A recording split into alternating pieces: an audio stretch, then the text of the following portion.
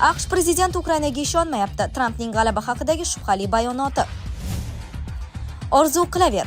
Eron oliy rahnamosi Trampga javob qaytardi. Biz urush yakuniga yaqinlashdik. Zelenskiy nihoyatdan oldi. Bu meteorit emas. Mutaxassislar Avstraliya osmonida qulagan obyektni ko'rib hayratda qoldi. O'zbekiston Xitoyga qancha gaz eksport qilgani ma'lum bo'ldi. G'azodagi vayronalar ostida 10 minglab jasadlar bor. Xo'jayinlar ortidan Lavrov va Rubio ham gaplashib oldi. AQSh prezidenti Ukrainaga ishonmayapti. Trampning g'alaba haqidagi shubhali bayonoti. AQSh prezidenti Donald Tramp Rossiya bilan urushda Ukrainaning g'alaba qozonishiga ishonmasligi, biroq bu nazariy jihatdan mumkinligini aytdi. U bu haqda 20-oktyabr kuni Avstraliya bosh vaziri Antoni Albanese bilan qo'shma nutqida aytib o'tdi. Ular hali ham g'alaba qozonishi mumkin, ular g'alaba qozonadi deb o'ylamayman, lekin nazariy jihatdan ular g'alaba qozonishi mumkin. Men hech qachon ular g'alaba qozonadi demaganman. Men ular g'alaba qozonishi mumkinligini aytganman.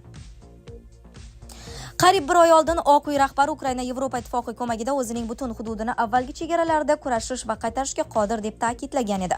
Vaqt o'tishi, sabr, toqat va Yevropa, xususan NATOning moliyaviy ko'magi bilan bu urush boshlangan dastlabki chegaralarni tiklash mumkin degan u. 19-oktyabr kuni AQSh prezidenti Rossiya Ukraina urushini tugatish uchun Donbass bo'linishi kerakligini, uning katta qismi Rossiya nazorati ostida qolishini aytdi. Hammasi qanday bo'lsa shundayligicha qolsin. Hozir u bo'lingan. Menimcha mintaqaning 78% allaqachon Rossiya tomonidan egallangan degan edi u. Shundan so'ng Tramp urush ishtirokchilari keyinroq biror narsa haqida kelishib olishi mumkinligini aytgan. Shu kuni Tramp The Financial Times maqolasidagi ma'lumotni ham rad etgan. Unda Tramp Zelenskiy bilan uchrashuvda Donbassni Rossiyaga berishga chaqirgani aytilgan. Aks holda Putin Ukrainani yo'q qilishini ta'kidlagan. AQSh rahbari ukrainalik hamkasbi bilan bu masalani muhokama qilmaganini bildirdi. Orzu qilaver. Eron oliy rahnamosi Trampga javob qaytardi. Eron oliy rahbari Oyatulloh Ali Xamenei AQSh prezidenti Donald Trampning Eron yadroviy obyektlari yo'q qilinganiga oid da'volarini inkor etdi va unga orzu qilaver deb javob qaytardi. Xamenei 20-oktyabr kuni rasmiy saytida chiqish qilib, unda Trampning Eron bilan qayta muzokara olib borishi taklifini ham rad etgan.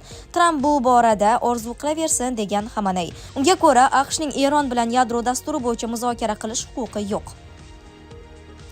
Agar bir mamlakat yadroviy dasturga ega bo'lsa, boshqa davlatlar unga nima qilishni buyurishga haqli emas degan Eron rahnamosi.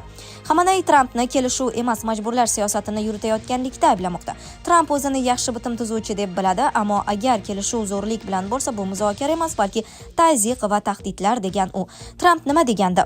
O'tgan hafta Tramp Isroil parlamenti Knessetda so'zga chiqib, AQSh Eron yadroviy obyektlarini butkul yo'q qilganini yana bir bor